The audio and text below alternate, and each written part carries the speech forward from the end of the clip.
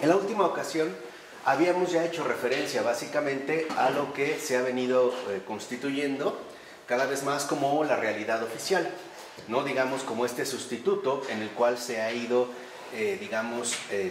elaborando o edificando cada vez nuestra cultura. Vimos cómo esta realidad oficial está configurada en base a ciertas fiestas nacionales o digamos algún tipo de organización civil en particular. Ahora, ciertamente, erigir una estructura sin límites morales es una tentación de una época que ha olvidado la antiestructura, ¿no? Que fue un aspecto que habíamos mencionado a la ocasión anterior, el papel fundamental que juega la antiestructura. Pero, de hecho, dice Taylor, no es una fatalidad, porque a nuestro código político puede incorporarse un principio de oposición, como de hecho se hizo con la división de poderes y que generalmente se hizo en nombre de un principio de limitación y resguardo de la libertad, como aparece, por ejemplo, en la obra política de Montesquieu, ¿no? En efecto, se plantea un cierto límite, aunque vimos que hoy en día la antiestructura cada vez se está precisamente relegando o buscando eliminar para que quede, digamos, plenamente establecida la realidad oficial. Dijimos que, por ejemplo, la globalización es una clara muestra del intento por hacer desaparecer cualquier tipo de oposición a esta estructura. Es decir, cualquier tipo de modelo que no encaje dentro de la realidad oficial, por ejemplo, de la realidad de consumo, se intentará desbaratar de cualquier manera, como vimos de hecho que ocurrió en los países excomunistas, ¿no? Entonces, en todo caso, algo que es cierto es que a la antiestructura ahora se le ha asignado un nuevo lugar. ¿Cuál es el lugar que ocupa en estos tiempos la antiestructura? Pues el ámbito privado. Ahora nosotros, digamos, podemos ser opositores de la realidad oficial, pero únicamente en la dimensión del ámbito privado. Por ejemplo, es aquí, en la soledad, con amigos y con la familia o en asociaciones voluntarias, donde podemos salirnos, deshacernos de nuestros roles codificados, según la realidad oficial, pensar y sentir con todo nuestro ser y encontrar formas diversas e intensas de comunidad. Entonces, puede ser que, por ejemplo, yo trabaje para algún partido político en particular, aunque no necesariamente yo esté en verdad comprometido con esta realidad oficial. En donde, digamos, voy a poder conservar la antiestructura al nivel privado, ¿no? O sea, ahí es a donde se va a recluir, digamos, cualquier rasgo de oposición que yo quiera seguir conservando. Y como dice Taylor, sin esta zona de escapatoria, la vida en la sociedad moderna sería prácticamente invivible, sería prácticamente insoportable. De ahí podemos ver que hoy también es justo por este motivo por el que ha ganado, digamos, tanto peso las asociaciones voluntarias, donde hay gente que puede manifestar una cierta oposición, pero a nivel, vamos a decirlo así, de bajo perfil. Nunca como una oposición clara. Digamos que sería una especie de desahogo personal. Un poco como a veces ocurre entre las parejas o los matrimonios, donde recurren a los amigos para poder desahogarse, para poder salirse, digamos, de esta realidad constituida. Ahora, por otra parte, esta zona no oficial, ya dijimos, ahora privada, ha desarrollado sus propias esferas públicas, en las que se alimenta la imaginación y se ponen en circulación diversas ideas. Por ejemplo, las esferas del arte, la música, la literatura, el pensamiento, la vida religiosa, sin las cuales ese salirnos personal del mundo quedaría radicalmente empobrecido. O sea, ahora en estos tiempos hay alternativas de salida. Por ejemplo, podemos ver que puede darse una especie de literatura que sea fuertemente crítica con respecto a la realidad oficial, o bien artistas que exponen su inconformidad a través de su esfera peculiar, o músicos que en efecto se toman muy en serio, digamos, su papel de antiestructura, ¿no? El no acomodarse, por ejemplo, a las reglas de juego que se han establecido, o pensadores o intelectuales, sobre todo contemporáneos, que buscan presentar una línea alternativa, ¿no? Hoy en día sabemos que el auge de estas esferas proviene ante todo del uso de las tecnologías, especialmente de las llamadas redes sociales. Entonces podemos, por así decirlo, tener alternativas de escapatoria, aunque estas alternativas de escapatoria sigan siendo realmente limitadas con respecto a la realidad oficial, vamos a decirlo así, dominante. Pongamos un ejemplo muy claro. Hoy en día sabemos que básicamente los medios masivos de comunicación están en contubernio, ¿no?, con la realidad oficial. Pero puede ser que permitan, por ejemplo, que haya particularmente algún representante de opinión pública que se muestre sumamente crítico con esta realidad oficial. Pero no seamos tan ingenuos para suponer que esto indica que hay una plena libertad de expresión, porque es pura mentira. Es una regulación, de hecho es un mecanismo para hacernos creer que efectivamente cualquiera puede decir lo que quiera. Pero eso es completamente falso. Lo mismo pasa, por ejemplo, al menos en el caso de México, y es una tendencia mundial, con toda la serie de quejas o manifestaciones que se pueden dar en la vía pública. Toda manifestación que se dé en la ciudad está previamente arreglada. Es decir, se solicita un permiso y se toman acuerdos para ver qué rutas se van a poder transitar y qué rutas no se van a poder transitar. Esto es también para mantener, digamos, la fachada de que se trata de un país libre donde los ciudadanos tienen la posibilidad de expresarse. Pero en realidad no es más que un mecanismo para hacernos creer que en realidad se posee una cierta libertad. Pero también hay que reconocer que este espacio moderno, privatizado para la antiestructura, abre posibilidades sin precedentes para la creación ilimitada y al mismo tiempo para peligros de aislamiento y pérdida de significación no experimentados hasta ahora debido a la extrema individualización y el voluntarismo que le acompaña. Entonces, aquí hay, digamos, tres factores importantes a tener en cuenta.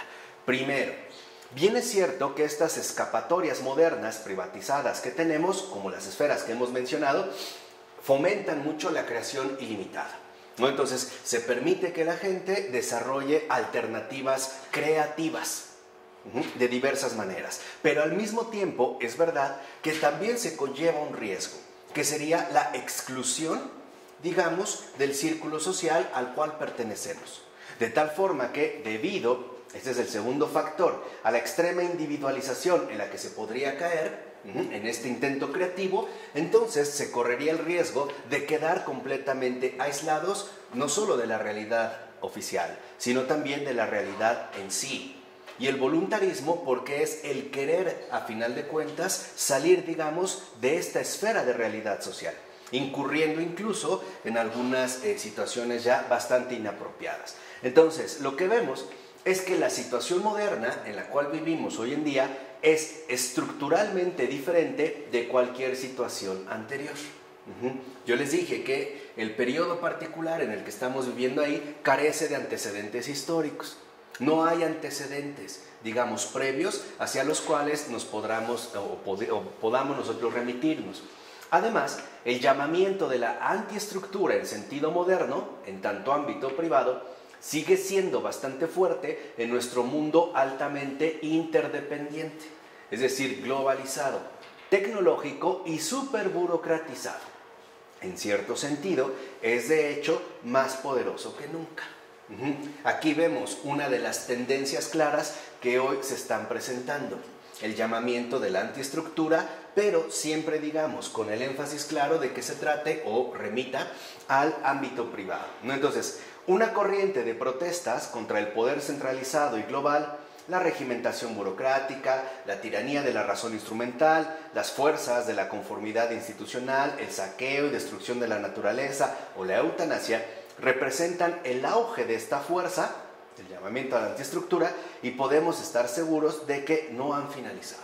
Entonces, es curioso cómo en un primer momento, por ejemplo, la globalización, en tanto ya, digamos, un efecto bastante marcado de la modernidad, buscaba que todo fuera básicamente homogéneo, es decir, que todos formáramos parte de una misma dinámica de vida.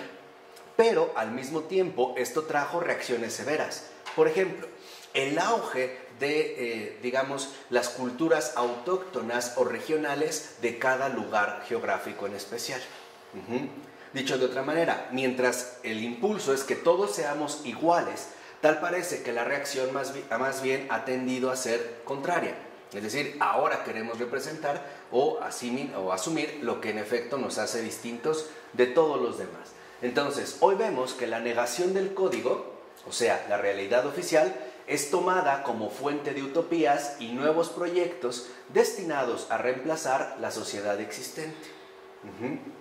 Hoy, si lo vemos, se buscan alternativas para construir nuestra realidad, pero más bien por oposición. Es decir, por negación de la realidad en la cual vivimos. Entonces, el objetivo, por ejemplo, de la revolución francesa, rusa, cubana, mexicana, etcétera, es reemplazar el orden actual. Ahora, veamos bien este detalle.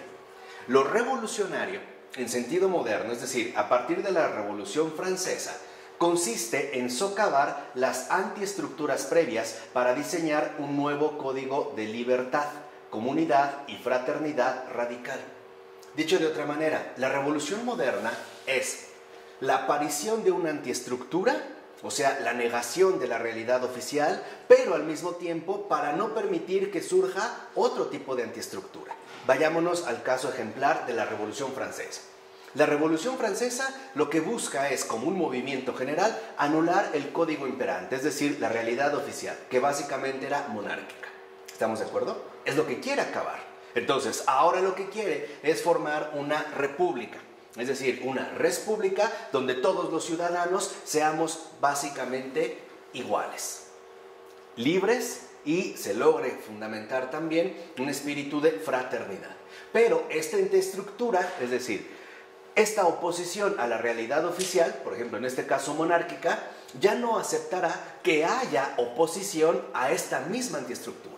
O sea, en pocas palabras, para la antiestructura, en este caso la Revolución Francesa, todos tenemos que ser revolucionarios y nadie puede quedar fuera de esta tentativa.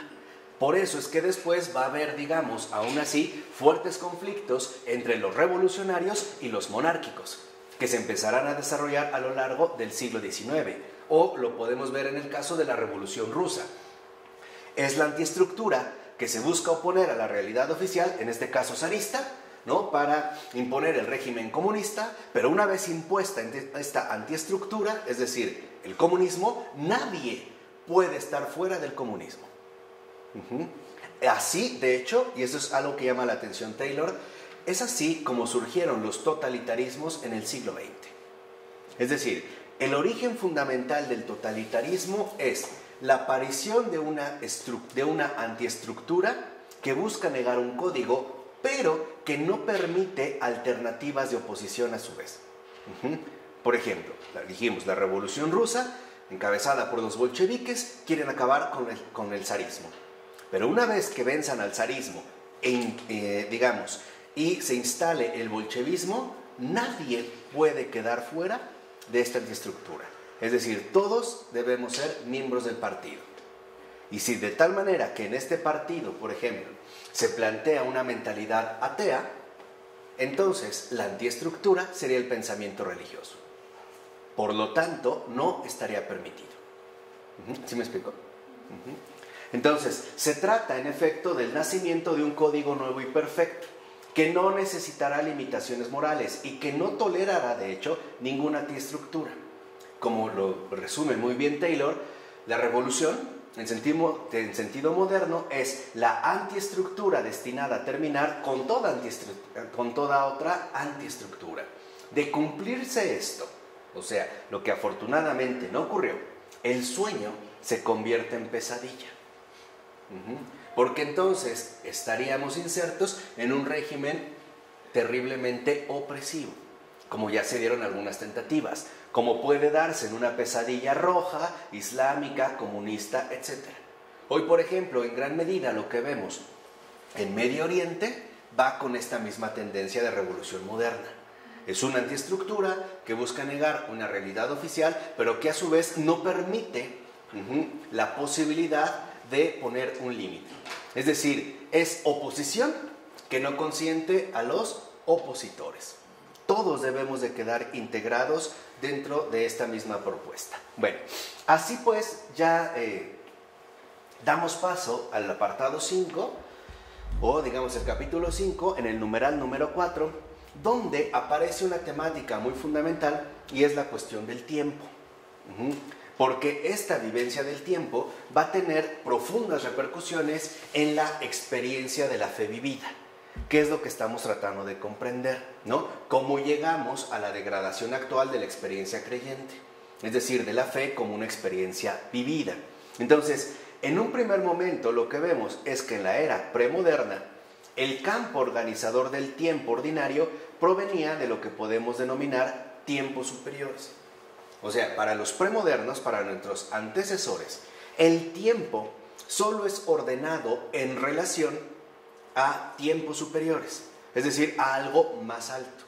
Dice Taylor, el término obvio a introducir aquí sería el de eternidad. Y dice, bueno, no sería incorrecto hacerlo porque es el término filosófica y teológicamente consagrado para designar el tiempo superior.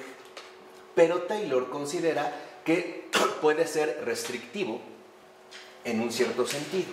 Entonces, lo que nos quiere proponer en este punto es que en efecto necesitamos un término más general. Por ejemplo, el término de tiempos superiores. ¿Por qué? Primero, porque había más de un tipo de eternidad. Para nuestros predecesores hay más de un tipo de eternidad. Y segundo, estas alternativas no agotaban el tiempo superior. Por decirlo de otra manera, nuestros antecesores vivían en base a una realidad más bien vertical. Para ellos estaban los tiempos en los que vivimos, pero hay tiempos superiores que pueden precisamente ordenar o, orientar toda nuestra existencia. Ahora, ¿qué hacía el tiempo superior? ¿Cuál es el papel que cumple aquí el tiempo superior? Podría decirse que reunía, congregaba, reordenaba, puntuaba el tiempo ordinario, es decir, el tiempo secular. Entonces, para nuestros antecesores, el tiempo en cuanto tal está, por decirlo así, ordenado en base al tiempo superior. Está, por decirlo así, el tiempo ordinario o secular en el que vivimos de manera ordinaria, valga la redundancia, pero este tiempo solo tiene sentido en relación con un tiempo superior. Llámese eternidad o llámese simplemente una dimensión más amplia. Con todo, por ejemplo, sabemos que secular proviene de saeculum, que significa un siglo o una era. Por lo regular, para nuestros predecesores, un siglo no eran 100 años numéricamente hablando, sino que involucraba el paso de una era a otra era, con todos los cambios, transformaciones, avances, progresos o retrocesos que eso conllevara. Por eso, cuando en nuestras oraciones, por ejemplo, decimos que, adoramos a Dios por los siglos de los siglos, ¿no? En latín es saecula seculorum, o sea, que se va a hacer a través de todos los tiempos, sin importar lo que ocurra en el tiempo secular. Eso, en último término, no va a cambiar. Ahora, cuando secular, y esto nos da mucha luz, comienza a ser usado en oposición a otros términos, fíjense, secular, en este sentido ya sabemos su significado, un siglo o una era. Pero se empieza a utilizar en oposición a otros términos, como podría ser el caso de clero secular, clero regular o estar en el saeculum, o sea, y estar en la religión, o sea, en el orden monástico. El significado original tiene un uso muy específico, y esto es algo que debemos hacer notar. El sentido, original de secular tiene que ver con un siglo o una era, pero se empezará a usar de manera muy específica para establecer un determinado contraste. De hecho, la palabra secular, por decirlo así, tiene el propósito fundamental de establecer la diferencia entre lo superior y lo inferior. Este sería precisamente como el rasgo central del uso que se va a dar de la palabra. Hacer referencia a lo superior y por otra parte, más bien a lo inferior. Por eso se consideraba que si alguien estaba en el siglo, o sea, si alguien era secular, esto se oponía a los que estaban en la religión. Y estar en la religión tenía básicamente la connotación de pertenecer al orden monástico. Piensen, por ejemplo, recuerden que cuando surgen las primeras órdenes monásticas, al menos en Occidente, a través ya digamos de la regularización en el sentido amplio que establece San Benito, que a su vez es inspirado por los monjes de Egipto, cuya cabeza es el gran San Antonio Abad, al ingresar en este orden, se da una clara diferencia entre los que dejan el mundo, es decir, los que abandonan el siglo o la era en la que viven, para entrar en una dimensión distinta de vida y por lo tanto en una dimensión diferente de existencia, que en este caso estaría representado justamente por el orden monástico. Vamos a decirlo así, lo secular empieza a adquirir cada vez más la connotación de lo mundano, mientras que lo no secular haría referencia a lo que sería, digamos, o estaría más allá del mundo. En este caso, identificado claramente con la vida cristiana. ¿Cuál es entonces el uso específico que se empieza a establecer? Las personas que están en el saeculum, en el siglo, en el tiempo ordinario, están insertas en este tiempo. Viven la vida del tiempo ordinario en oposición a aquellas que se han apartado de este para vivir más cerca de la eternidad. Entonces, ¿quiénes son los seglares? Que viene derivado de la palabra secular. Los que viven en el tiempo ordinario, llevando una vida ordinaria y por lo tanto se van a diferenciar de los que se han apartado de este tiempo para vivir más cerca de la eternidad. Entonces, aquí el rasgo fundamental es el siguiente. La palabra secular es usada para el tiempo ordinario. ¿Qué es el tiempo ordinario? Lo temporal del mundo y no para el tiempo superior, es decir, lo espiritual o eternidad. Y aquí está la clave fundamental. Secular se va a utilizar para hacer un contraste fundamental entre lo mundano y lo espiritual. Entre el tiempo ordinario, que digamos sería asumido por una vida ordinaria, y el tiempo superior, que estaría consagrado ante todo a la vida espiritual. Voy a tratar de poner un ejemplo un tanto burdo, pero es para que se comprenda más. Hoy, una persona secular sería aquel que, por ejemplo, prefiere dedicar su tiempo de vida a cosas de tipo ordinario. Vamos a poner un ejemplo, irse a un casino a hacer apuestas. Una persona que está desligada de lo secular es aquel que, en lugar de irse a un casino a hacer apuestas, decide, por ejemplo, aplicar su vida en el servicio al prójimo. Esta sería una distinción distinta. No se trata, ojo, de que los dos usan, como solemos pensar en términos actuales, el mismo tiempo. Se trata de que una vida está, digamos, dirigida por el tiempo ordinario secular y otra vida está orientada o dirigida por el tiempo superior o espiritual. ¿Sí vamos? Esto era muy claro para nuestros antecesores, ¿eh? Este contraste era sumamente claro. Entonces, el tiempo, que es con lo que está profundamente vinculado la palabra secular, es lo que para nosotros es el tiempo ordinario. Por ejemplo, lo secular es el tiempo donde las cosas se suceden unas a otras y lo que ha pasado, ha pasado. Es decir, lo secular es la línea del tiempo. Lo que usualmente entendemos, sobre todo me parece, si no me equivoco, espero no hacerlo, a partir de Aristóteles, donde establece una línea del tiempo donde lo pasado ha quedado pasado y se va dando, digamos, un avance en orden a la sucesión de las cosas. Por ejemplo, el cambio en las estaciones del año, ¿no? O el avance, digamos, en el crecimiento de algún tipo de vegetación, animal o persona. Ese sería el tiempo secular. Podemos decir que de esta manera el tiempo secular era identificado con el tiempo ordinario de la existencia misma. Las cosas tienen una secuencia que va de atrás hacia adelante. Es decir, una línea del tiempo que a manera de una flecha iría de un punto determinado hacia el frente, ¿no? Que sería como una flecha. Por eso se le conocía como una línea de tiempo. En cambio, el tiempo superior, a diferencia del tiempo secular, reúne y reordena el tiempo secular. Es decir, espiritualiza el tiempo mismo y le añade justamente su profunda dimensión espiritual.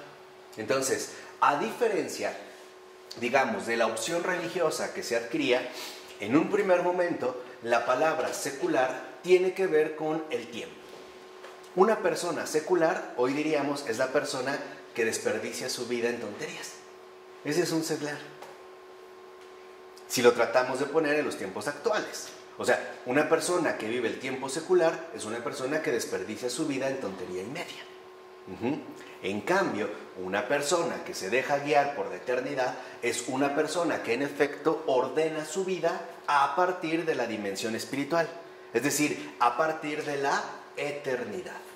¿Vamos? ¿Sí? ¿Seguros? Bien, entonces, lo que va a surgir aquí es que esto significa que a través del tiempo superior se contempla que los acontecimientos que ocurren en el mundo, a mucha distancia entre sí en el tiempo profano, podrían estar estrechamente vinculados. O sea, que el tiempo superior asume los acontecimientos del mundo según el plan divino. Y esta es la clave. A diferencia del tiempo secular, el tiempo superior nos habla de la presencia de Dios en toda la creación. Por eso es que reúne o reordena todo el tiempo bajo una misma perspectiva. Es decir, cuando uno no se inclinaba únicamente por el tiempo secular, sino que buscaba también la dimensión espiritual de la vida, es porque uno buscaba comprender a partir del tiempo superior, la eternidad, el plan divino. Y uno comprendía que el pasado, en efecto, no ha pasado del todo. Como nos lo dijo Florensky, no, el pasado no pasa del todo, algo queda. ¿Qué queda?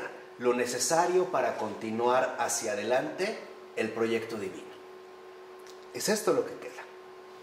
¿No? Vamos a ponerlo a través del ejemplo de una semilla. Una semilla tiene una cascarita, tiene una mini casita. Esa casita la necesita porque contiene, digamos, los nutrientes necesarios para poder germinar. Pero una vez que germinó, la cascarita ya se queda.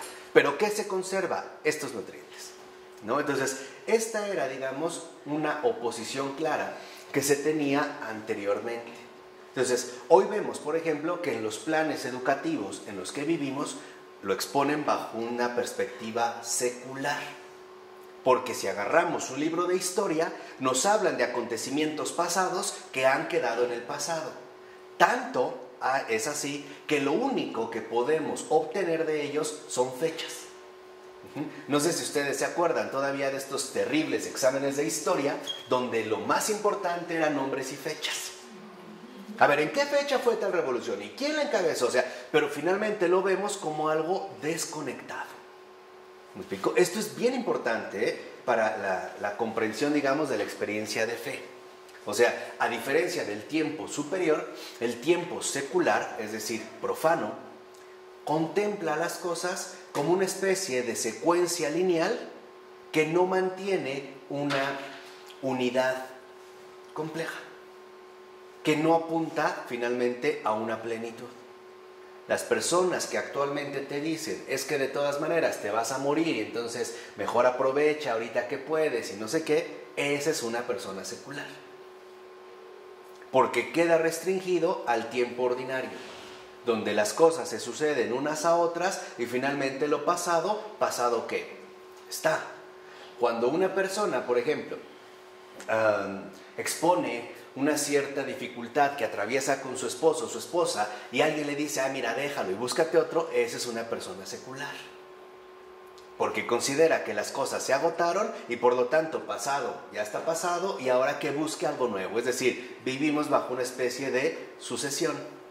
Cuando se ha hablado tanto del eterno retorno, ¿no?, que Nietzsche poetizó bastante, lo que está haciendo es adornando el tiempo secular.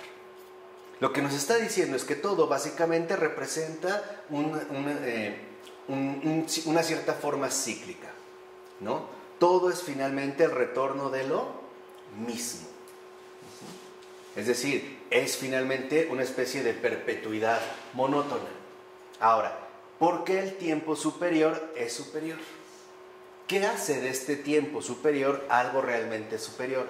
La respuesta es fácil para la eternidad que Europa hereda de Platón y la filosofía griega.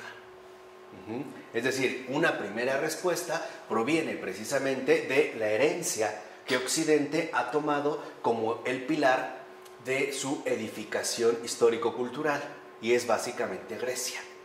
Y de Grecia, digamos, ante todo, los filósofos más destacados, y en especial Platón. ¿Por qué? Porque para esta herencia, lo realmente real es decir, el ser pleno está fuera del tiempo, o sea, es inmutable. Hay como una realidad que el tiempo no toca, y eso es lo auténtico, eso es lo genuino. Para Platón sabemos que son las formas o ideas que no están precisamente sometidas a la corrupción que genera el tiempo. Por ejemplo, vamos a poner un caso muy sencillo. Puede ser que la manzana que tengo en la mano se pudra, o que incluso desaparezcan todas las manzanas, pero la idea de manzana no se vería alterada por el tiempo.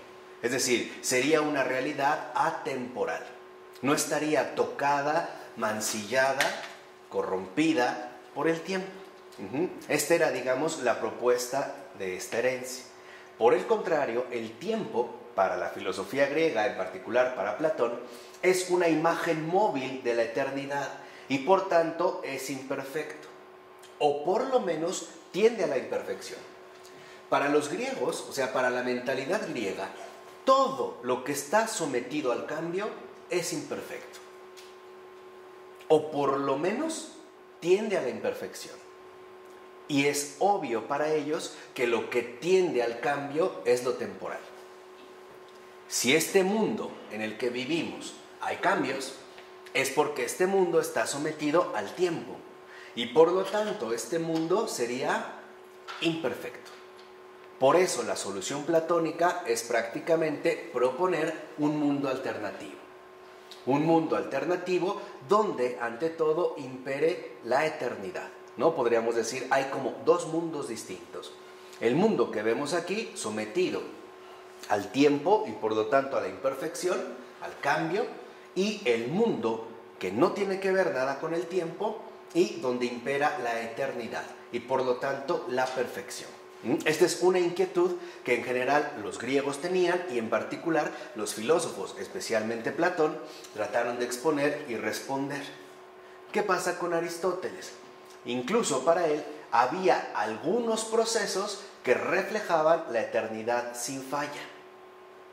Por ejemplo, las estrellas en sus trayectorias circulares, sin principio ni fin. Aristóteles, a diferencia de Platón, no va a aceptar que haya una especie de división de mundos. Para Platón, para Aristóteles, el mundo es uno, pero está básicamente hecho a partir de forma y materia. Entonces, la forma sería aquello que está vinculado a la materia y que de cierta manera permanece. Entonces, para Aristóteles es claro que incluso en el mundo hay, digamos, reflejos de esta eternidad. Por ejemplo, en las estrellas que fijan sus trayectorias sin principio ni fin. No era una repetición, simplemente para Aristóteles era como una señal clara de que hay una eternidad en particular. De tal forma vemos que la tendencia general de este pensamiento era ir en busca de un universo que atravesara cambios, pero en el que no hubiera ni principio ni fin. Por eso para los griegos el símbolo de la perfección es el círculo. Es por ello que van a concebir en el círculo el símbolo de la perfección, porque se consideraría que un círculo no tiene ni principio ni fin. Por eso, cuando Aristóteles elabora su modelo del universo, lo hace en base a trayectorias circulares. Y estaría el mundo sublunar, supralunar, pero lo importante es que es en círculo. ¿Por qué el círculo? Porque se supone que un círculo no tendría ni principio ni fin. Y en general es como un símbolo muy marcado en el paganismo. Pero se ve que la verdadera eternidad estaba más allá de dichos cambios, lo sublunar, por ejemplo, y que era fija e invariable. Dicho de otra manera, para los griegos, y que es en gran medida la herencia de Occidente, que nos ha llegado a nosotros a través de Europa, solo lo que no cambia es perfecto. Y por lo tanto, lo que no cambia es ajeno o alérgico al tiempo. No tendría nada que ver con el tiempo. Todo lo que cambia a ellos les parece, en último término, imperfecto. Por eso buscarán una alternativa distinta. Esto fijo e invariable era el ámbito de las ideas. Las ideas como estas formas o perfecciones que en efecto no se ven perjudicadas por las modificaciones temporales, o sea, en último término, por los cambios. Y debajo de estas ideas estaban sus respectivas encarnaciones en el mundo, que comienzan a exhibir ya imperfecciones, es decir, mutabilidad. Por ejemplo, la idea de perro como idea para ellos es algo fijo e inmutable. Pero por debajo de las ideas estarían, digamos, las encarnaciones de estas ideas, que serían las cosas que nosotros ya podemos percibir en este mundo. Pero una de las cosas que en efecto percibimos es que toda cosa que está en el mundo cambia.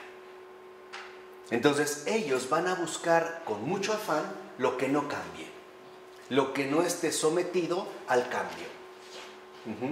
Para ellos es fundamental que el mundo que cambia se mantenga o haga referencia a algo que no cambie, a algo que sea inmutable, a algo que sea invariable. ¿De acuerdo?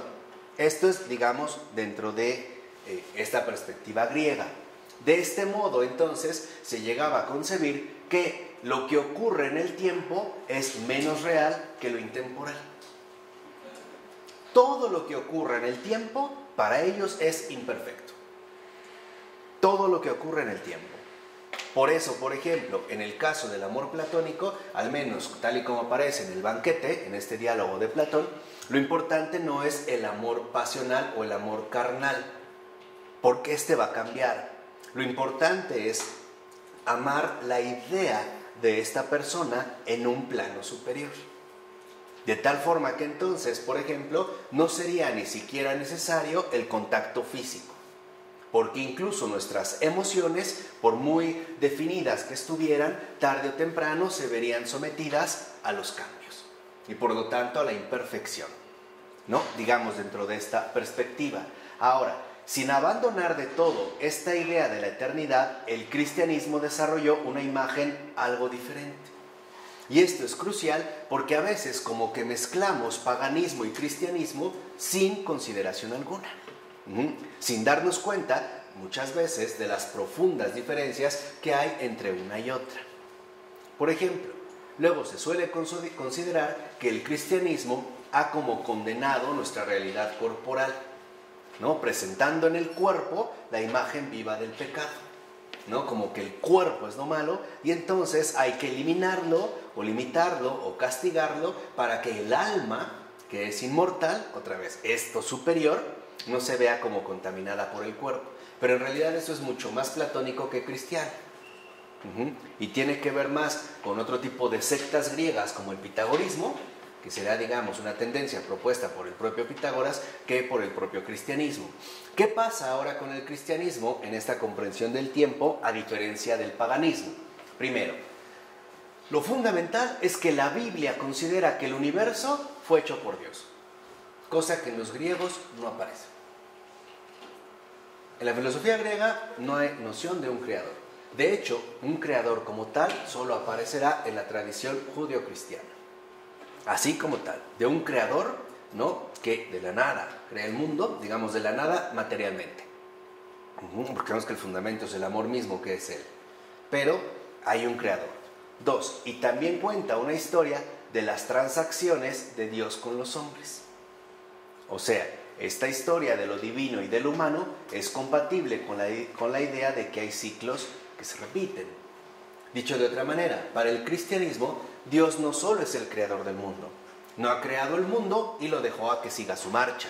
No, Dios interviene también en el desarrollo de esta misma creación, de tal manera que se puede ver incluso estas transacciones, o sea, una historia entre lo divino y lo humano. ¿Cuál es la gran diferencia entonces con respecto al paganismo? Que también significa que todo lo que ocurre en el tiempo es importante. Para los griegos no, Dijimos, para los griegos, todo lo que es alcanzado por el tiempo es imperfecto y por lo tanto es menos real, o sea, insustancial, o sea, no cuenta. Para el cristianismo no. Para el cristianismo, todo lo que ocurre en el tiempo es importante. ¿Por qué? Porque Dios mismo ingresa en el drama con el tiempo. La encarnación, la crucifixión, la ascensión, en una palabra, la vida de Jesús, ocurrieron en el tiempo. Y por lo tanto, lo que allí sucede ya no puede ser considerado sino algo totalmente real. Vean aquí la diferencia sustancial. Si siguiéramos la postura pagana, entonces que Jesús se haya hecho hombre no valdría absolutamente nada. ¿Sí me explico? Porque sería haber ingresado en el ámbito irreal de lo temporal. O sea, prácticamente no hubiera tenido ningún sentido. Esta es la locura que San Pablo denuncia en el caso de los paganos.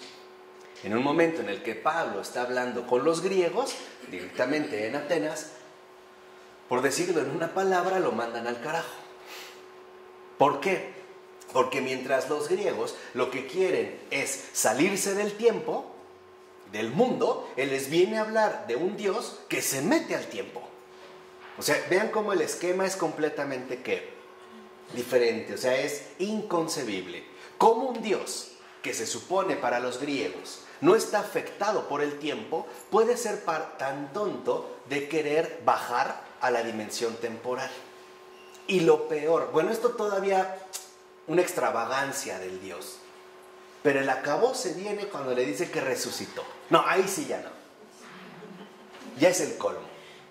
Que entró en el tiempo, bueno, pero todavía que murió y volvió a... No, ya. Lo dejan solo. Y con toda razón. Porque se trata, vamos a decirlo así, de dos comprensiones absolutamente distintas. A diferencia del paganismo, para el cristianismo, todo lo que ocurre en el tiempo es importante. Nada es inútil. Y así como todo lo que ha ocurrido en la creación es importante, también todo lo que ha ocurrido en nuestra vida desde el principio es importante. Tiene precisamente un sentido. Y a diferencia del paganismo, el cristianismo no rechaza el tiempo, lo aprovecha.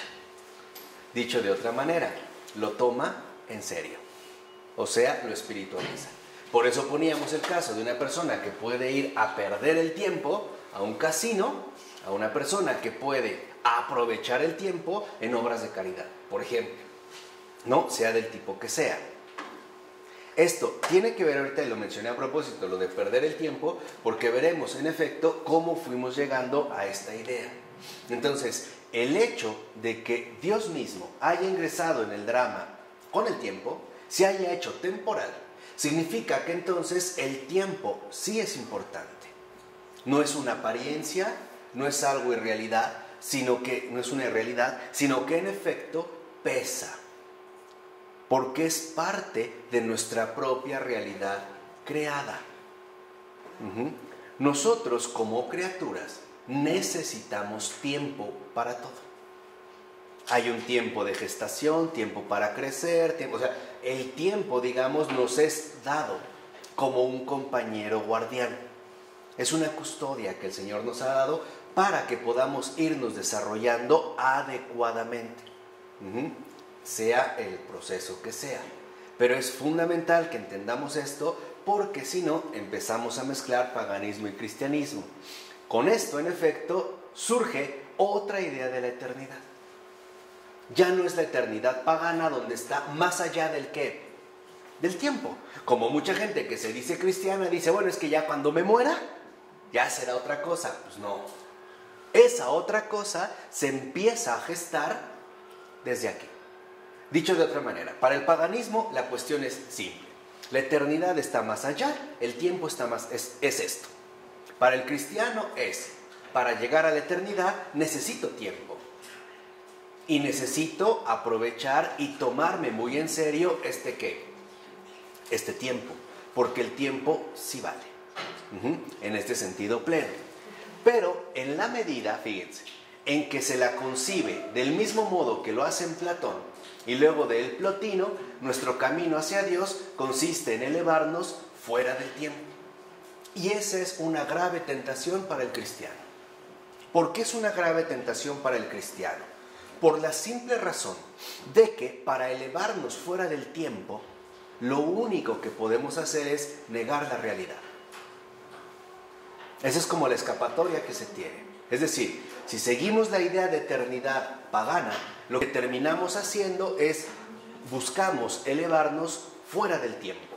Y entonces consideraríamos que lo que sucede en nuestra vida o alrededor nuestro no es relevante. Y que por lo tanto debería de ser dejado de lado. Y no obstante, la concepción cristiana de la eternidad debe ser diferente. De hecho, esta concepción evoluciona lentamente. No es algo a lo que se llega de un día a otro. Lleva un proceso.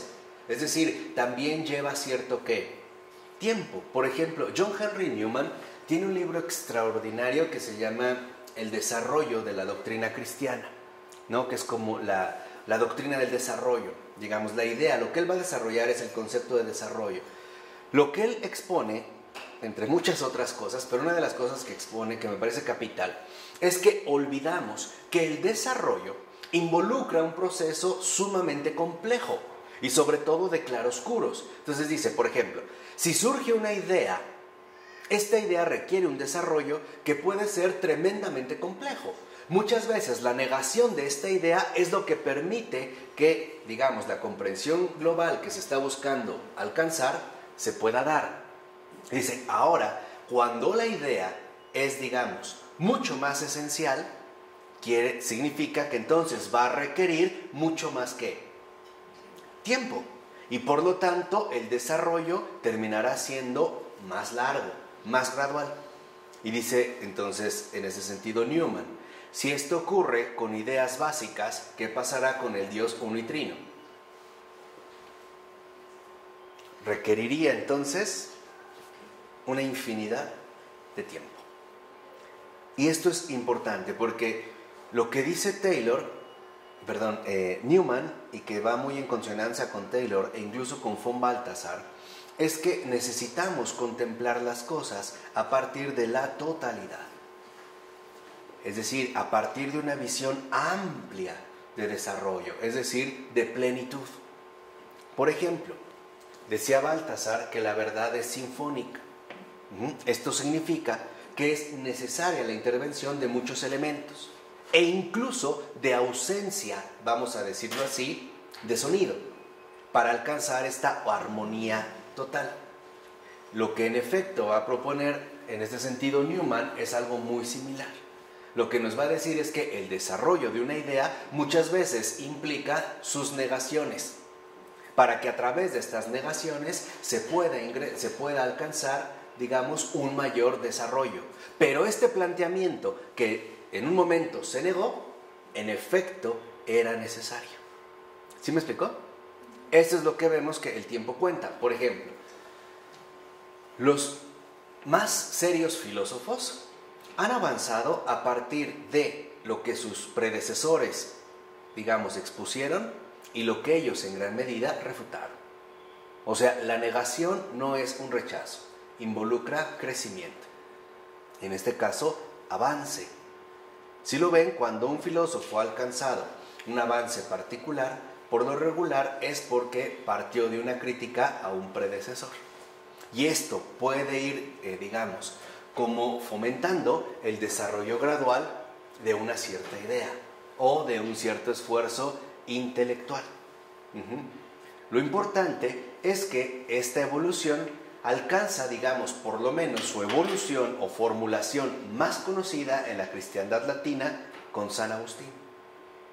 No es la única, pero es quizá la más conocida, porque con San Agustín, en efecto, la eternidad vuelve a ser concebida como tiempo reunido, ya no tiempo disperso o tiempo perdido, sino simple y sencillamente como tiempo reunido.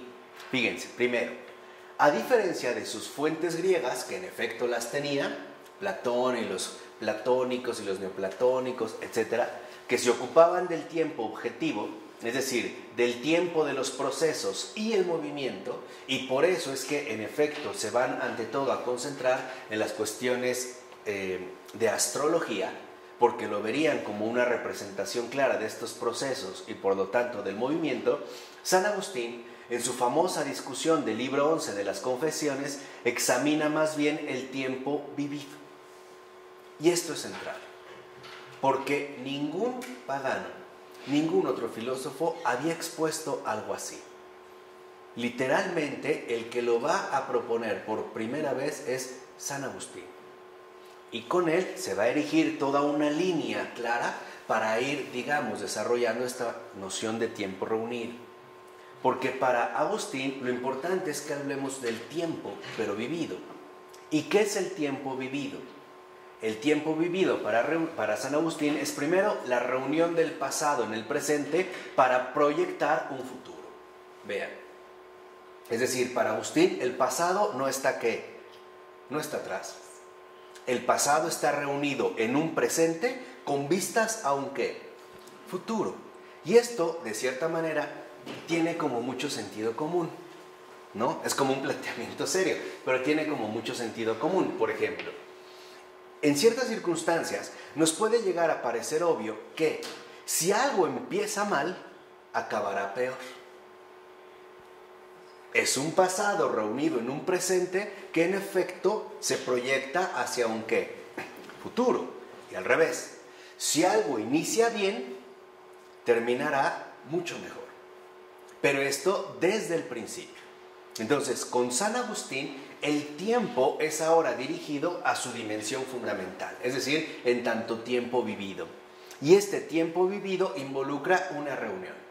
Hoy quizá nosotros ya lo manejamos de manera mucho más fácil, aunque la formulación de Agustín es completamente novedosa, pionera y profunda.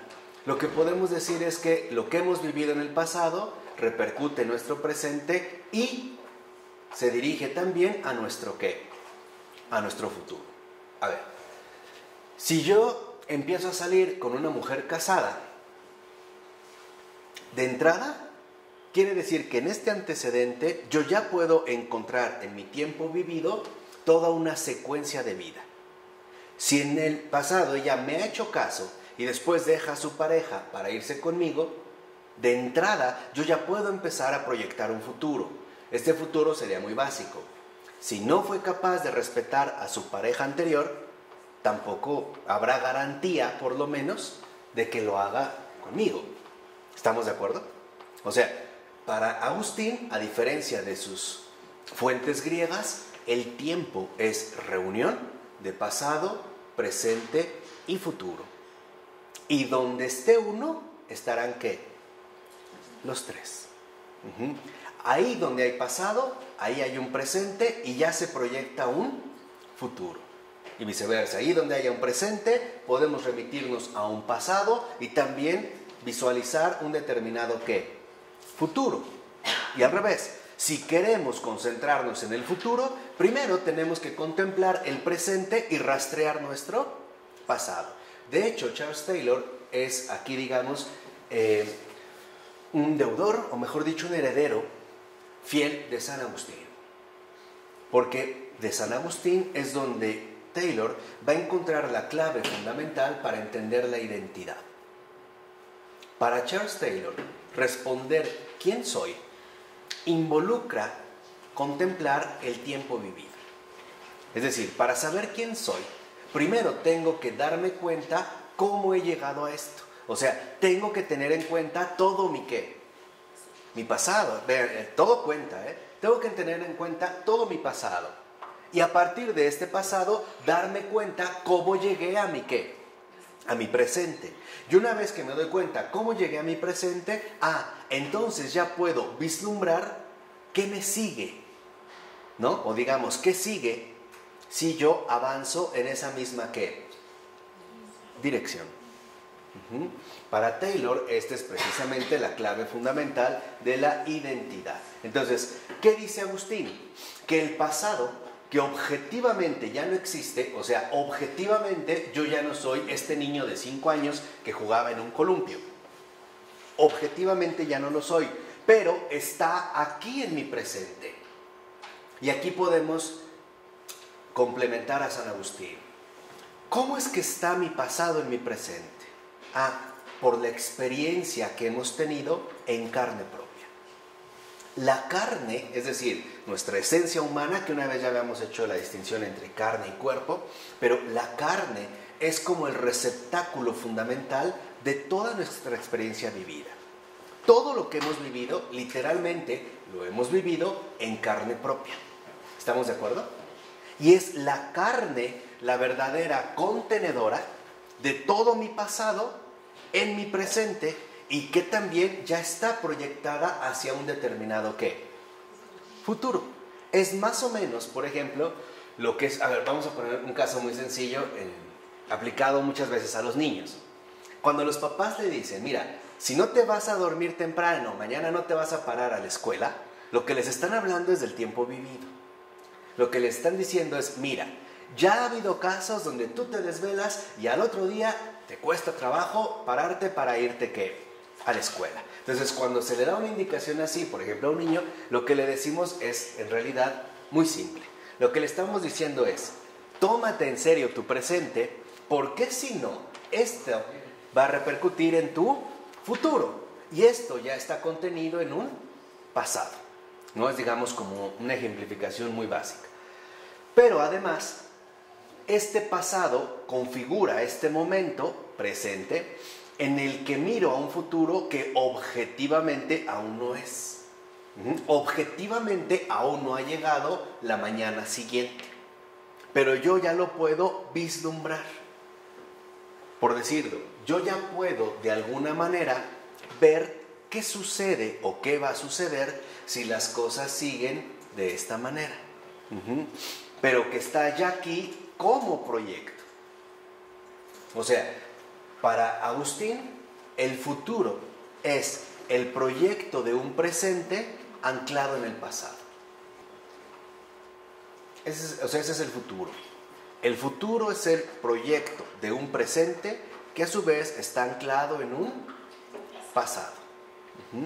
En cierto sentido, puede pensarse que San Agustín fue un antecesor de los 3 éxtasis de Heidegger, donde habla de estas divisiones entre el pasado, el futuro y el presente. Pero aquí Agustín lo que en efecto nos está recordando es algo fundamental. En nuestra vida todo es relevante. Dicho de otra manera, para Agustín todo mi pasado está contenido en mi presente y repercute en mi futuro. Por eso es que en efecto la confesión tiene un profundo efecto en la transformación del tiempo vivido. E incluso bajo esta perspectiva podemos, me parece a mí, darnos cuenta de lo siguiente. Si yo me confieso de una falta cometida, es porque me estoy arrepintiendo de algo pasado que me está perjudicando en mi ¿qué? Presente, y que por lo tanto traerá consecuencias en mi futuro. Confesar un pecado es renunciar a este pasado para que no repercuta en mi presente y no tenga nada que ver en mi futuro. Tanto en mi futuro, digamos con mayúscula, que es después de la muerte, como en mi futuro, con minúscula, que tendría que ver con el desarrollo propio de mi vida. Dicho de otra manera, una buena confesión reestructura nuestra vida entera. Y esto es lo que a veces no se contempla, porque ya hemos dicho en varias ocasiones que debido a nuestra obsesión moderna con la legalidad y la normatividad, creemos que en efecto un confesionario es la exposición de faltas morales. Y no es así. La confesión es más un acontecimiento ontológico que moral o legal. Yo literalmente en la confesión voy a decir lo que hice mal, pero esto es secundario. Lo importante es que lo que busco, y eso es algo que solo Dios puede hacer, y lo hace de hecho, es cambiar el rumbo que mi vida está adquiriendo, o adquirido, por ciertas fallas del tipo que sean, no importa. Es decir, lo que quiero es volver a reordenar toda mi vida, volver a reunirme adecuadamente conmigo mismo. O sea, recuperar la secuencia fundamental del tiempo vivido, tal y como lo ha descrito San Agustín. Lo que vemos es que entonces, seguimos con San Agustín, esto crea una especie de simultaneidad entre los componentes de una acción. Y esto es lo más central. Nada más para que vean de qué talla es Agustín. Y yo los vuelvo a repetir, en una ocasión les he dicho claramente que ya se quiten esa idea absolutamente falsa de que Agustín es platónico. Cuando vemos que aquí no tiene nada que ver con Platón. Y para los que sigan pensando que sí, lean las retractaciones de Agustín. Y vean cómo ella deja en claro su límite o su separación, su distancia con respecto a Platón. Fíjense, esta simultaneidad entre los componentes de una acción es vital por lo siguiente. ¿Por qué mi acción aúna mi situación tal como emerge de mi pasado con el futuro que proyecto en respuesta a él? Sé que suena como algo enredado, pero lo que aquí está exponiendo Agustín es que la acción no es una acción aislada, es una acción que conlleva una cierta simultaneidad entre diversos componentes. Por ejemplo, cuando surge el psicoanálisis, pareciera que era un gran descubrimiento el afirmar que la infancia repercute en nuestra vida. ¿No? Dicen, infancia, o llegan a establecer este eslogan aparte, bueno, ya me voy. Claro, de que infancia es destino. Pero no era ninguna novedad. Eso ya Agustín lo había dicho más de 1500 años antes. Lo que básicamente está diciendo Agustín es que en nuestra acción hay una simultaneidad de pasado, presente y futuro. Para que lo pongamos en un ejemplo quizá accesible a nuestros tiempos. Un hijo crece con un padre alcohólico. Y lo primero que el niño se propone es no ser así. Yo no voy a ser así, yo cuando crezca no voy a beber, no voy a fumar más, bla, bla, bla. Pero después cuando crece se da cuenta de que sí fue así. ¿Fue por un karma? No, fue por un aprendizaje. Es decir, ahí lo que pesa es la estructura de vida que se le dio en el pasado. De tal manera que él, al irse desarrollando en su presente, solo cuenta con los recursos que adquirió durante su periodo más fundamental de aprendizaje. Por eso, aunque él se haya hecho el propósito de que en efecto no iba a ser así, por lo regular es así. De hecho es peor, porque a eso se le va a añadir el autorresentimiento, ¿no? La culpabilización, incluso en ciertos casos la victimización. Pero es ¿por qué? Porque hay una simultaneidad. Es como si a un niño le enseñamos a nadar de mariposa y solo de mariposa, y en un momento lo llevamos a una alberca y ve que otros niños nadan muy diferente. Cuando el niño se aviente a la alberca, lo que va a hacer es nadar ¿de qué? De mariposa, porque eso adquirió. Ahí tenemos ya entonces esta simultaneidad. Entonces vemos que en último término, cada uno de ellos, pasado, presente y futuro, cobra sentido a partir del otro. Y no pueden disociarse. Cuando, por ejemplo, un hombre se está planteando seriamente su futuro, al mismo tiempo tiene que plantearse seriamente su ¿qué? Su presente. Y además plantearse su pasado. Pongamos otro ejemplo. Un muchacho de bachillerato que ya está pensando en estudiar arquitectura. Bueno, Lo primero que tiene que hacer es plantearse bien su presente, es decir, cómo va en la escuela en este momento y su pasado, cuántas materias lleva reprobadas si es que tiene. No podemos disociar un tiempo del qué, del otro, como hoy hay gente que ingenuamente lo suele pensar. Hay gente que dice, es que eso ya fue pasado, eso ya pasó hace mucho ¿qué? Hace mucho tiempo. Pero esto sigue estando contenido en tu presente y se sigue proyectando en último término a tu futuro. Por eso dice Agustín que es de esta manera como existe cierta consistencia mínima en el ahora de la acción.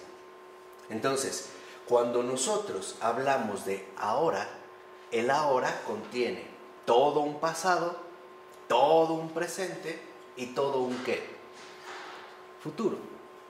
Este es, digamos, como la estructura de la acción. O sea, hay un grosor mínimo debajo del cual no es posible diseccionar el tiempo sin descomponer la coherencia de la acción. Esto entonces implica que nos demos cuenta de algunas cosas fundamentales. Primera, el seguir a Cristo, es decir, la experiencia de fe, involucra que nosotros vamos a reunir todo nuestro tiempo, pero bajo la luz de la redención. Todo mi pasado ha quedado ingresado en una conversión. Mi presente estará contenido en una acción divina, en la gracia. Esto les decía que es realmente muy importante porque en efecto nos permite contemplar en primer lugar la relevancia fundamental que posee el tiempo en nuestra propia configuración personal. Esto es muy relevante porque en efecto cuando nosotros queremos disociar los contenidos de la acción, pasado, presente y futuro, lo que hacemos es romper con la coherencia de esta misma acción. Entonces, una de las cosas también fundamentalmente diferentes entre Agustín y el cristianismo latino en general y el paganismo es que vemos entonces que el tiempo no desempeña aquí el papel de destructor. Lo que pasó, pasó. O todo lo que está sometido a la mutabilidad y el cambio no es real, etc. Sino que es lo que hace posible el ordenamiento real y coherente de la acción. Aquí podríamos de verdad indagar muy a fondo en varias cosas. Pero esto también nos explica el por qué deberemos dar cuenta de nuestras acciones. Por una simple razón. Porque la acción, en su mínima coherencia, involucra que lo que yo he hecho en este momento proviene en gran medida de todo un qué, de todo un pasado. Y también ya se prevén ciertamente consecuencias a futuro. Por eso una de las exhortaciones que el propio Jesús manifiesta es conviértanse y crean en el qué, en el Evangelio.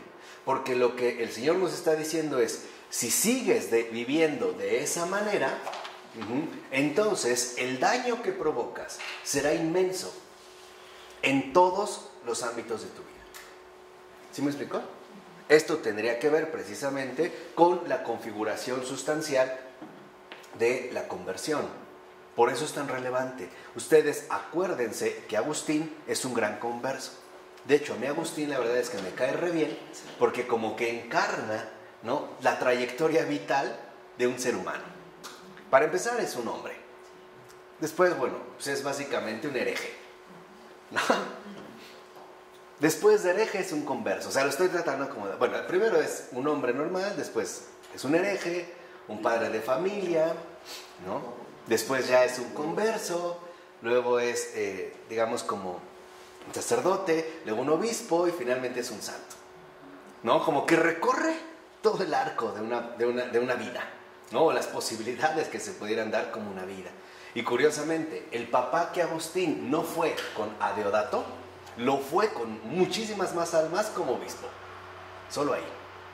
Ahí es donde realmente expuso esta paternidad que no había desarrollado en su momento. Pero lo que sí quiero que vean es que esto es fundamental porque muchas veces tal pareciera que hay problemas en nuestra vida porque hay situaciones que no hemos todavía arreglado adecuadamente de nuestro ¿qué?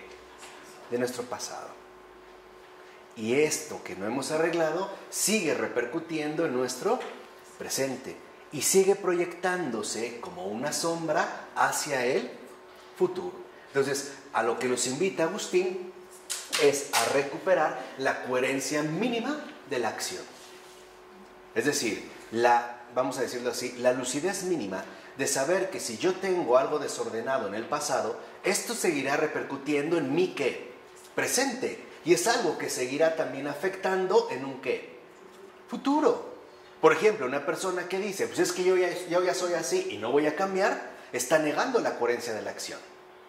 Porque no quiere reconocer que en efecto su acción no solo se queda limitada a un cierto momento, sino que está presente o reunida en la dimensión completa de su propia vivencia. Entonces, para Agustín, y esto es algo extraordinario, el tiempo no es destructor, es constructor. Y el tiempo entonces no es negativo, sería extremadamente positivo.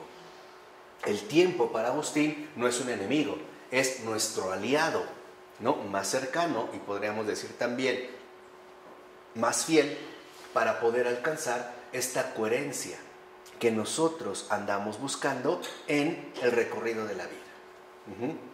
Sé que ahorita a lo mejor puede sonar como de cierta manera algo ya sabido, pero créanme que en ese momento y hoy en día no se capta todavía la profundidad que Agustín ha impuesto en este simple librito, el libro 11 de las Confesiones. Hay filósofos y filósofos que lo han leído, releído y releído y sacan, pero el planteamiento central, digamos, está contenido en la simultaneidad entre los componentes de una acción. Aquí es cuando vemos también, por ejemplo, el papel que juega, por utilizar esta palabra de la influencia recíproca entre unos y otros. Puede ser que objetivamente, por ejemplo, la persona que me agredió ya no está, ya murió. Pero esto no significa que ese pasado no sigue ejerciendo efecto en mi presente y que por lo tanto siga proyectándose hacia el futuro. Ahora bien, vean, San Agustín sostiene que Dios puede hacer y hace de todo tiempo un instante de acción. Puede hacer y hace de todo tiempo un instante de acción. ¿Por qué? Porque para él todos los tiempos están presentes y lo sostiene en su simultaneidad ampliada, es decir, coherente. Dicho de otra manera, nuestro mundo tiene sentido porque Dios los reúne en un instante de acción. Esto ya es otro nivel, y es otro nivel de complicación, de contemplación. Pero aquí Agustín, por ejemplo, que también fue un gran comentador del Génesis, nos recuerda esta frase extraordinaria con la que empieza y es: Dios dijo, hágase, y se hizo. Es decir, para Dios nada está allá, atrás, ni nada está tampoco lejos. Dios tiene toda la creación reunida en un instante de acción. Para Dios todo es un ¿qué? Una hora. Aquí y ahora. Es un tiempo reunido cabalmente. No hay nada que haya quedado demasiado lejos, nada que esté demasiado tampoco, digamos, inaccesible. Ha reunido todo en este instante de acción. Por esta razón, su ahora contiene todo el tiempo. Es un nunc stans, o sea, es una hora, un instante eterno. El mundo se sostiene en su progreso porque Dios lo tiene reunido en su coherencia misma. Es decir, Él lo sostiene en su desarrollo que involucra todo su ¿qué? Pasado, todo su presente y todo su ¿qué? Todo su futuro. Este es, digamos, como el sostén. Entonces, ¿qué pasa en el caso de Agustín con elevarse a la eternidad? Pues para Agustín, elevarse a la eternidad consiste en elevarse para participar del instante eterno de Dios. Subir al tiempo superior. que es lo que hace rato habíamos mencionado. Darnos cuenta, en pocas palabras, que las cosas que suceden en nuestro mundo tienen una dimensión superior. En pocas palabras, hay un propósito. Quien de hecho, de cierta manera, ahorita nos está recordando este planteamiento, de cierta forma, es la Virgen de Medjugorje. El mensaje de Medjugorje a mí me gusta mucho porque es muy simple, muy mariano, o sea, es muy puro, pues, sin adornos falsos, nada. Pero el corazón de Medjugorje es muy simple, es como una caricia mariana y es, al final todo acabará bien, ¿no? Y lo que nos está recordando es estos tiempos superiores. Por ejemplo, ahorita en un presente estamos viendo básicamente todo horrible, ¿no? Guerra aquí, destrucción aquí, tal. Pero todo esto tiene que ver con un desarrollo que nos remite a un cierto ¿qué? Pasado. Pero también se vislumbra un futuro. La diferencia es que nosotros no vislumbramos este futuro porque hemos disociado o nos hemos separado de estos tiempos superiores y no alcanzamos a ver lo espiritual. Pero es más o menos, por decirlo así, como ocurre con la remodelación de una casa, ¿no? Cuando una casa a partir de un pasado se ha deteriorado de cierta manera y en un presente la queremos arreglar y se inician las labores de remodelación, la verdad es que en este momento se ve horrible, ¿o no? Hay polvo por todas partes, hasta como que nos desanimamos. Pero la pregunta es, al pasar toda la labor de remodelación o de reconstrucción, ¿cómo es el resultado? Extraordinario. Decimos, ¿era necesario atravesar esto o no? Sí, eso es lo que nos está diciendo Medjugorje, la reina de la paz, la muy santa madre de Dios. Al final todo va a acabar bien. Paz. Por eso, ¿no? Su primer mensaje es que paz. El Papa lo que ha dicho es que la gente no puede vivir ni de videntes ni de mensajes. Y tiene toda la razón. Porque en gran medida Medjugorje también corre el riesgo de convertirse en un instrumento de explotación e injusticias y también de engaños. El Papa y fue muy prudente y lo que nos recordó es, si tú realmente dices seguir a Jesús, no dependes de un vidente o de un mensaje que te den para saber lo que tienes que hacer, ¿no? Entonces lo que él dice es, si una persona pone primero al vidente, por ejemplo, que a la iglesia, está equivocado. Así de sencillo, ¿no? Y esto también, ¿por qué? Porque sabemos que en el caso, por ejemplo, de las revelaciones, uno no está obligado a creerlas. Son revelaciones privadas que se pueden dar y la iglesia admite en ciertos casos. Pueden ser aprobadas, pero no son obligatorias. El problema de Medjugorje es cuando la gente entonces pone toda su atención en los videntes. Entonces quieren ir, por ejemplo, a Bosnia-Herzegovina, que es donde está, me parece ubicado, ¿no? Medjugorje. Quieren ir para conocer a los videntes y hacerle una pregunta al vidente.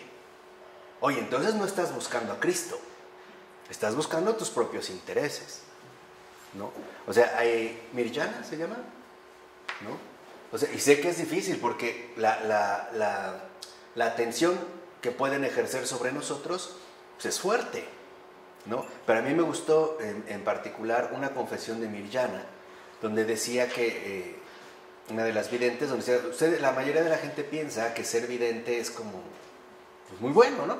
O extraordinario, platicamos con la Virgen, digo, pero no se han puesto a pensar que es peor ser vidente que una persona normal. Porque después, literalmente, de ver a la Virgen y regresar al mundo, otra vez, al tiempo ordinario, es un suplicio. Y tienen razón. O sea, si realmente tú contemplas y experimentas lo celestial una vez en tu vida, yo creo que después esta ausencia ha de ser, no sé, no tengo comparativo, pero es como si probaras un alimento deliciosísimo y después comieras basura. O sea, hay nostalgia. ¿Saben quién lo vivió de manera extraordinaria? Ya se pueden contar con sus escritos en español, yo se los recomiendo. San Siluán el Azonita, que es ruso, muy extraordinario, ¿eh? Él vio a Jesús una vez, nada más, y nunca lo volvió a ver, ni escuchar nada. Y habla de esta nostalgia divina y de los efectos que genera en el alma. Pero, ¿qué pasaría con esta gente? Ahí se ve a quién siguen. Porque aparte, digamos como un rasgo muy central de María es que ella jamás es protagonista. Nunca. O sea, literalmente, María lleva a Jesús. Ella nunca es protagonista, nunca, jamás. Entonces, si la gente se apegó a los videntes, no estaban buscando a Cristo. Estaban buscando más bien otra cosa. Es más, Mirjana también, que me parece muy coherente, al menos que es la que más he visto. Los demás la verdad es que no los conozco, más por mi esposa, pero he visto, por ejemplo, que Mirjana en una vez decía, ¿no? Y la propia Virgen se lo dijo. Si, por ejemplo, yo te digo que me voy a aparecer mañana a las 3, pero a las 3 hay una Eucaristía, tú no debes de dudar saber dónde tienes que estar. La Eucaristía. O sea, ahí se ve. El problema es cuando les digo que se empiezan a mezclar muchas cosas y sí, en efecto, por lo menos, se pueden presentar ciertos abusos. Esto sí es un hecho, ¿no? Y esto es real, también se pueden dar en muchas circunstancias. Pero básicamente me parece que otro de los aspectos es que, por ejemplo, no necesitamos ir a Medjugorje para tener contacto con la Virgen.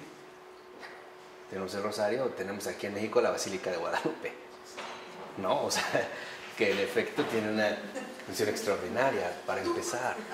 Y curiosamente, Medjugorje ahorita, bueno, está siendo muy visitado, pero la Basílica de Guadalupe tiene siglos que es un centro de peregrinación mundial. Hay mucha gente que a eso viene nada más, y nosotros a veces ni vamos, ¿no? Entonces, ahí es donde tendríamos, digamos, como una referencia muy concreta. Pero bueno, para acabar con este apartado, vemos pues que entonces para Agustín esta elevación, fíjense, para nada significa salir del mundo. Nada de que entonces al carajo lo mundano, mis hermanos, y yo me voy a elevar ahí. No. Esto literalmente es gnosis. Esa es la gnosis, lo gnóstico. Despreciar las realidades bajas para elevarme a las realidades superiores. No. Para nada significa salir del mundo, sino todo lo contrario. Porque para elevarse a la eternidad, es decir, el instante de Dios, basta un instante coherente de acción, la caridad. Vean qué extraordinario es Agustín. Vean realmente, o sea, lo que les decía. Hoy San Agustín tiene mucho que decirnos a nosotros. No es casual que Benedicto XVI lo empezara a señalar. Papa Francisco también lo cita. Y nos vuelve a dirigir la atención hacia Agustín. Para Agustín no se trata de salir del mundo o negar el mundo. Se trata de realizar en el mundo el instante genuino de acción, es decir, la caridad.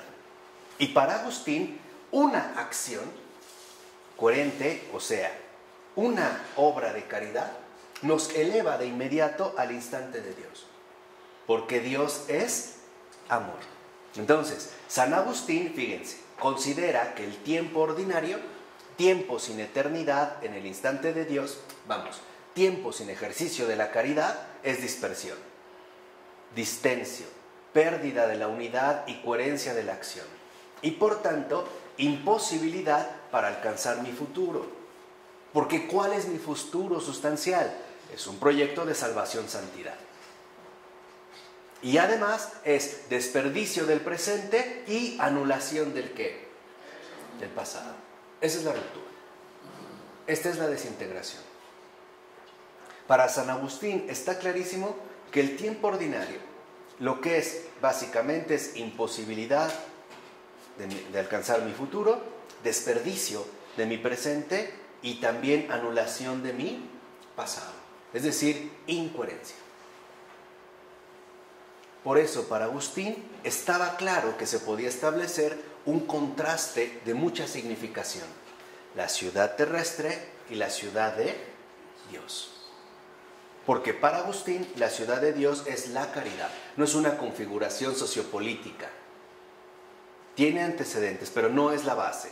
La base es que la ciudad de Dios es la vivencia de caridad en el mundo. Es decir, a partir de la espiritualidad, o sea, del cristianismo, o sea, del tiempo superior.